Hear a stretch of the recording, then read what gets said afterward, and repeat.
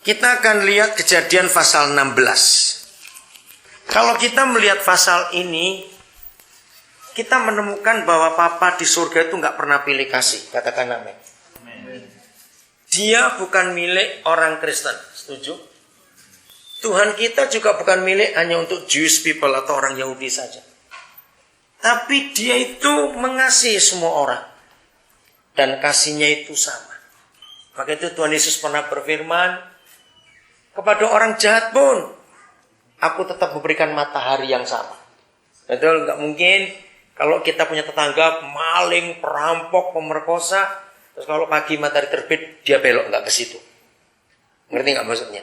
Sama. Hujannya juga dicurahkan sama. Oksigen sama diberikan. Nah, itu Papa kita.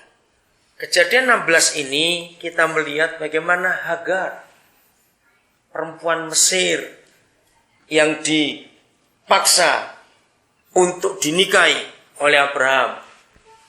Sebetulnya nggak masuk hitungan. Tapi lihat dia yang Maha Kasih itu.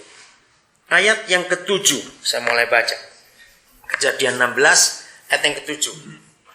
Lalu malaikat Yahweh menjumpainya dekat suatu mata air di padang gurun. Kita tahu kisah ini ketika Sarah marah, cemburu.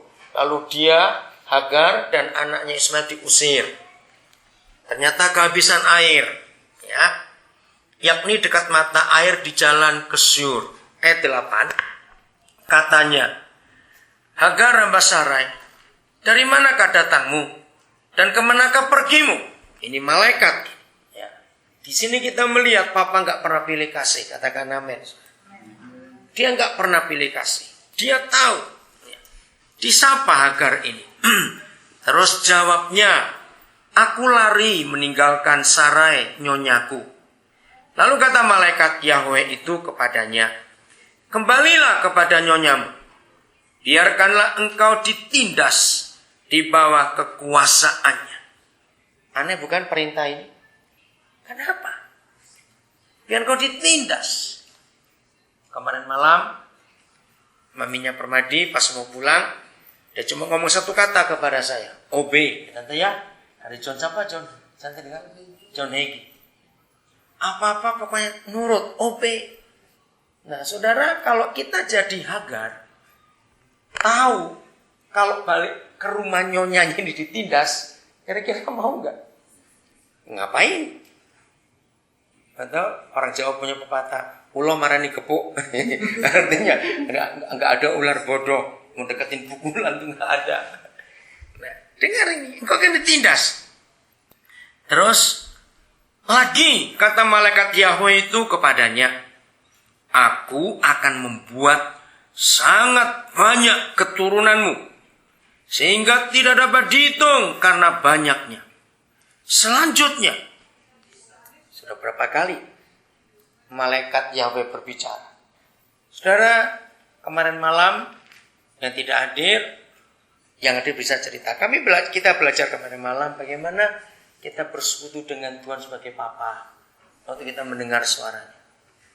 Saudara, kalau saya pakai kata yang kurang baik tapi untuk positif, iri hati nggak dengan Hagar? Kok enak sering diajak ngomong malaikat? Ngerti kata ini? Iri hati nggak kira-kira kita ini? Enak sekali. Ingat loh, ini nggak masuk hitungan. Betul nggak? Hagar nggak masuk hitungan. Mari kita yakin dan percaya. Kalau Papa bisa bicara kepada perempuan itu yang nggak masuk hitungan, masa dia nggak urus kita sebagai anak-anaknya? Ngerti kata ini? Dia sayang kita, kita anak-anaknya. Dia pasti urus kita. Enak sekali. Malaikat bicara. Berapa banyak di antara kita, maaf jangan tersinggung saya bicara ini, sudah doa berhari-hari sampai melek lagi sampai capek. Ini Tuhan ini di mana? Ini Tuhan ini rasanya jauh bener. Ini nggak berdoa loh saudara. Hagar itu nggak berdoa. Maka itu percayalah. Dia itu Papa yang baik untuk kita. Katakan amin. Pasti dia bicara. Pasti. Asal kita rindu. Pasti. Saya lanjutkan. Ini gak tahu berapa kali yang dihitung lagi di rumah. Ayat 10. Lagi. Kata malaikat Yahweh itu kepadanya. Aku akan membuat sangat banyak keturunanmu. Sehingga tidak dapat dihitung karena banyaknya. Ngomong lagi selanjutnya. Kata malaikat Yahweh itu kepadanya. Engkau mengandung dan akan melahirkan seorang anak. Maaf, ini belum melahirkan Ismail. Saya salah tadi. Engkau akan mengandung dan akan melahirkan seorang anak laki-laki dan akan menamainya Ismail, sebab Yahweh telah mendengar tentang penindasan atasmu itu. Seorang laki-laki yang lakunya seperti keledai liar. Demikianlah nanti anak itu, tangannya akan melawan tiap-tiap orang, dan tangan tiap-tiap orang akan melawan dia, dan di tempat kediamannya ia akan menentang semua saudaranya. Saudara, saya baru selesai baca satu buku. Saya sudah beritahu Permadi juga, dan sedang dicari ini untuk dibeli, itu terbitan Kanada. Judulnya Here Come Ismail. Jadi ini ada orang Pakistan, Muslim, jumpa Tuhan. Dan dia percaya. Nah, dalam buku itu, dia nuliskan ayat ini. Dia berkata di Alkitab itu hanya ada 4 orang yang namanya diberitahukan oleh Tuhan sebelum dia lahir. Seorang pertama adalah Ismail. Kedua adalah Ishak. Kedua Ishak. Ketiga itu Yohanes Pembaptis. Keempat itu Tuhan Yesus. Nah, kalau Tuhan punya urusan dengan Ismail begitu rupa. Dan ayat ini digenapi, bukan? Lihat keturunannya. Siapa enggak jengkel dengan mereka? Maaf saya berkata. Betul enggak? Siapa enggak jengkel dengan kelakuan mereka? Dan ternyata ini nubuat. Dan kita harus ingat, walaupun begitu, ada janji Papa untuk dia. Kita nggak bisa sangkali itu. Walaupun ditindas, maka itu suruh balik. Nah, yang kita mau pelajari, saudara, ayat yang ke-13. Ini bagus sekali. Saya ingin nanti yang bahasa Inggris tolong bacakan ya. Ini menarik sekali 13-nya. Kemudian Hagar menamakan Yahweh yang telah berfirman kepadanya itu dengan sebutan Engkaulah El Roy. Aneh, bukan dari mulut orang yang percaya. Dari Hagar, perempuan yang gak dianggap, tapi punya satu pengakuan El Roy. Artinya apa? Arti itu bagus sekali.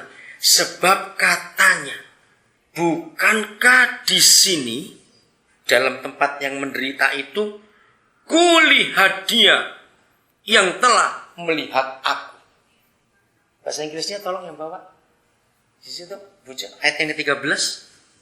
Ya, bacain. Ya, Mat. Verse 13. And she called the name of the Lord who spoke to her. You are the God who sees. For she said, have I also perceived and he sees me? Ya. Pernahkah kita sebagai anak-anak Papa di surga itu sampai bisa begitu dekat? Aku telah melihat Papaku yang melihat aku di sini. Maka itu kalau ada di antara kita hidup masih penuh ketakutan, kekhawatiran, apalagi tentang hari esok, masa depan bagaimana, saudara, kita tuh menghina dia betul-betul. Renungkan itu, kita sangat menghina dia. Saya beri ilustrasi begini. Kira-kira kalau suatu hari, siapa anaknya Presiden Obama ini? Siapa tahu namanya? Saya lupa. Sasha? Maria and Sasha. Malia, oke. Misalnya, satu hari nggak tahu kena apa. Salah satu anaknya Presiden Obama ini nulis di internet dan dikirim ke semua orang. Tolong aku nggak bisa makan. Kira-kira anak ini kurang ajar nggak? Nggak jawab kurang ajar nggak anak ini? Kurang ajar betul.